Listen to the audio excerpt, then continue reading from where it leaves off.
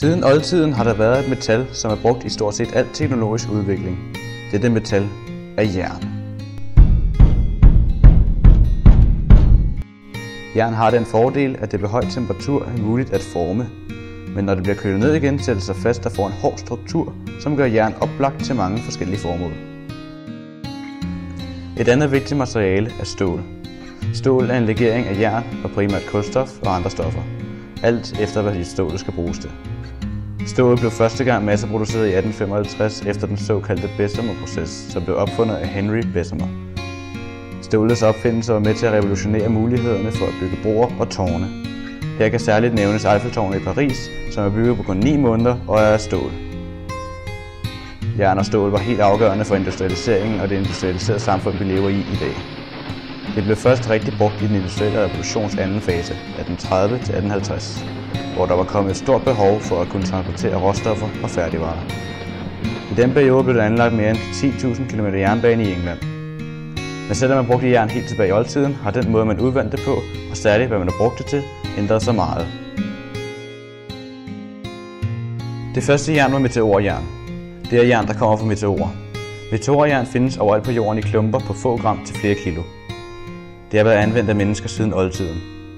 De ældste jerngenstande af meteorjern er 7.000 år gammel. Jernudvinding blev opfundet omkring år 2000 før Kristus.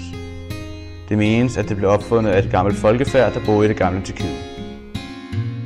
De ældste jerngenstande af udvundet jern er fra Tyrkiet, Egypten, Irak og andre lande omkring det østlige del af Middelhavet. Jernet smelter ikke under jernudvindingen, men samler sig til en klump i bunden af ovnen.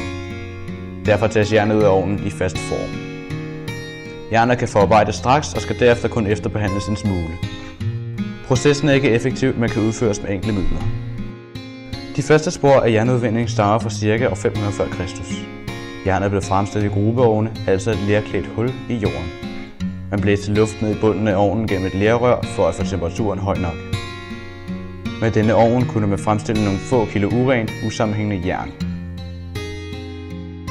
Man ved ikke, hvordan det første jernudvinding blev opfundet, men det kunne være uheld ved udvinding af kobber fra jernholdig kobbermalm, uheld ved udvinding af metaller med hæmatit som flusmiddel, uheld ved ristning af okker til rødt farvestof, brand i en skov eller tørvemose, hvor jernmalm har været til stede.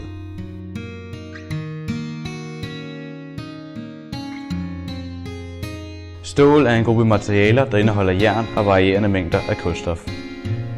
Kulstofindholdet reduceres fra de ca. 4% til ca. 0,10%. Svovl og fosfor bindes sammen med kvælstof, så andre urenheder forsvinder i røggassen eller slakken.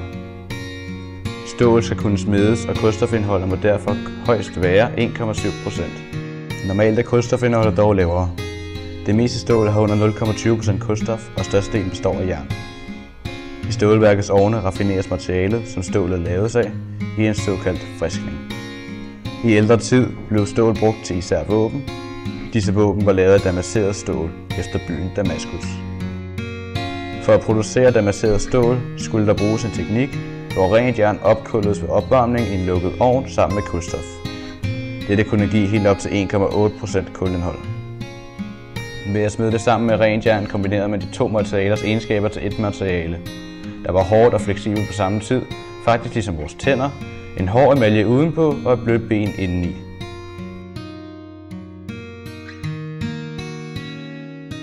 For ca. 10.000 år siden under den sidste istid blev fjorden Firth of Forth dannet efter sene af Forth-gletsjeren. Fra Firth of Forth i den østlige del af Skotland til den østlige del af Forth Road Bridge ligger jernbanebroen Forthbroen, som strækker sig over 2,5 km. Forthbroen er den første af de store jernbanebroer i Storbritannien lavet af stål. Man betragtede broen som et teknisk vidunder, hvilket man i dag stadig gør. Da den er lavet af stål, har den fordelen ved, at den både kan trække og trykke. Tilbage i 1880'erne begyndte Sir Thomas Bauch at konstruere en hængebro, men han måtte ikke fortsætte med at lave den, efter hans tidligere bro, Tay Bridge, begyndte at styrte sammen undervejs i hans projekt. Projektet blev nu overtaget af Sir John Fowler og Sir Benjamin Baker, som designede strukturen færdig. De var begge uddannede civilingeniører, hvor Sir John også havde speciale i konstruktion af jernbaner. Forthbroen blev bygget med sådan en struktur, som konstant skulle vedligeholdes. Den er bygget ud fra 3 søjler nede i vandet. Man skulle derfor kunne arbejde nede under vandet for at kunne bygge søjlerne op. Togene i dag giver færre belastninger for broen end damptogene gjorde dengang, men den har stadig brug for en konstant vedligeholdelse. Udvinding af stål i store nok mængder samt viden omkring tryk og træk har været afgørende. Efter at have bygget broen fra februar 1883 og 7 år frem, blev den for første gang i januar 1890 afprøvet. Den 4. marts 1890 åbnede prinsen af Wales officielt fortbroen med en nøgle, som Edinburghs sølvsmed havde lavet. Der har været brug for, at man skal have ingeniører, som kan udregne, hvor meget broen må trykke og trække. Derudover skal der være arbejdere, der kan samle de forskellige dele af stål, samt en underleverandør, der kan producere de rigtige stålelementer. Man illustrerer her et lille forsøg, som kunne minde om en miniudgave af fortbroen. I dette forsøg bliver man nødt til at bruge træ og snor for både at trække og trykke. Stål har så den fantastiske evne, at den kan begge dele. Hvis man ser det illustrerede forsøg, kan man se, hvordan fortbroen er bygget op. Det, der sker her, er, at massen bliver fordelt fra midten ud til siderne. De 2 klodser, der hænger i siderne, sørger for at holde vægten, så broen ikke falder sammen. Så længe den midterste klods ikke vejer mere end de yderste til sammen, kan de yderste holde broen oppe. De yderste skal til gengæld veje det samme.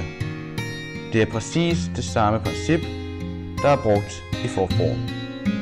Hvis man ser på broerne, kunne de godt virke identiske, da designet minder om hinanden.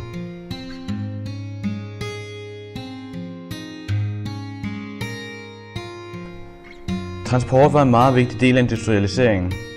Da mange produkter begyndte at blive masseproduceret, skulle man hurtigst muligt kunne få råvarerne frem til fabrikkerne. Alt dette blev gjort meget mere effektivt ved udvikling af jernbanen og damplokomotivet, som erstattede gammeldags hestevogne. Damplokomotivet blev bygget på baggrund af dampmaskinen, som Thomas Newcomen opfandt og James Watt forbedrede. Thomas Newcomen var en engelsk jernmager, og James Watt var en skotsk opfinder og ingeniør, og de er nogle af hovedpersonerne fra den industrielle revolution. Jernbanen var originalt bygget af støbejern, men da godset i togene begyndte at blive for tungt, viste det sig, at støbejern ikke var godt nok. Der måtte kraftigere boller på suppen, og man begyndte at lave jernbaner af smedejern, så fjerner problemer med for tung transport. Jernbaner blev så populære, at der var tale om regulær jernbanefeber, og i England i perioden 1846-48 var 200.000 mennesker direkte beskæftiget med byggeriet af jernbaner. Frem til 1850 blev der anlagt omkring 10.000 km jernbane i England, og til det skulle der bruges det meget vigtige metal, jern og en mængde af 200 ton per kilometer skinner. I alt skulle der bruges omkring 2 millioner ton jern. Dette kan også ses på denne graf, som viser hvor mange tusind tons jern, der blev produceret mellem 1740 og 1839. Jern blev brugt til mange ting gennem industrialiseringen og endda også i tiden før. Jern blev anvendt til redskaber, våben, broer, maskiner, jernbaner med mere. Redskaber indebærer skovle, hakker, økser eller simple køkkenting som gafler og knive osv. Alle disse ting er bare formet på forskellige måder. I gamle dage var alting håndlavet, og dermed blev alting unikt. Men i industrialiseringen kunne man mere effektivt masseproducere den samme vare om og om igen. Man tog heller ikke skade af, at det produkt gik galt. Jern var der masser af, stål var der masser af, så produktionen ville blive ved med at fortsætte. Den industrielle revolution er helt afgørende for den måde, vores samfund er bygget op på, den måde, man organiserer virksomheder og den måde, man tænker teknologi og udvikling på i dag. Jern bruges i dag til alt muligt. Det er svært at forestille sig en hverdag, hvor jern på en eller anden måde ikke indgår. Jern har evner til både at lede strøm og varme, og det gør jern et oplagt materiale til hverdagsting som potter og pander. Jernproduktionen har ændret sig meget, og der er kommet flere og flere alternativer siden den industrielle revolution. Der er både metaller som aluminium og kunststoffer plastik, som både findes i store mængder, samt kan forarbejdes og låses fast i en hård struktur. Jern og stål vil nok blive mindre brugt i fremtiden. Materialer som kulfiber og plastik vender frem. Dette sker blandt andet fordi Kina står for cirka halvdelen af verdens udvinding af metaller, og da man i den vestlige verden af ideologiske grunde ikke har lyst til at være afhængig af Kina, er det derfor fra vestens side et momentum for at prøve at udvikle nye materialer, som kan erstatte de klassiske metaller. Fordelen ved jern er, at det kan smeltes om og bruges igen og igen. Det bliver rigtig vigtigt i en verden, hvor vi må indse, at jordens ressourcer ikke er uendelige. Men uanset hvilken plads jern og stål får i vores fremtid, så er det helt afgørende for forståelsen af vores teknologiske udvikling og det samfund, vi lever i dag. Og for at vide, hvor vi skal hen, må vi vide, hvor vi er.